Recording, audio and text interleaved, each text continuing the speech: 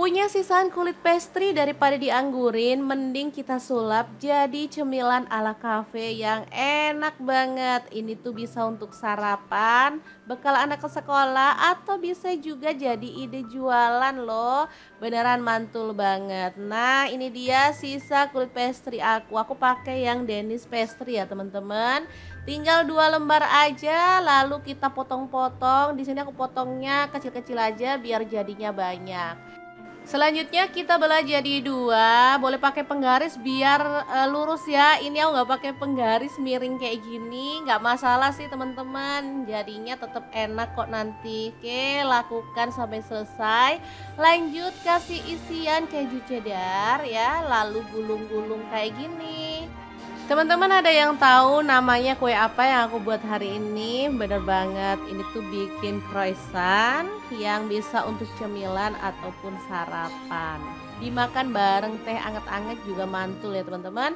Oke, lakukan terus sampai selesai dan ini tuh super gampang. Dan pastinya teman-teman bisa langsung mempraktekannya di rumah ya. Oh iya, misalnya untuk kulit pastry-nya teman-teman bikin sendiri juga boleh ya, karena aku maunya simple, sering kali beli. Nah, ini dia hasilnya, tinggal ditaruh loyang dan kita diamkan selama kurang lebih 1 sampai 2 jam atau sampai mengembang kayak gini. Setelah itu baru deh panaskan oven 10 menit pertama sambil kita oles-olesin dengan kuning telur kayak gini ya. Oh ya, untuk suhunya di sini aku pakai 170 derajat Celcius api atas bawah ya. Dipanggangnya nanti selama kurang lebih 10 menit atau menyesuaikan dengan panas oven masing-masing. Di atasnya aku taburi dengan remah-remahan keju biar hasilnya tuh lebih cakep gitu ya teman-teman.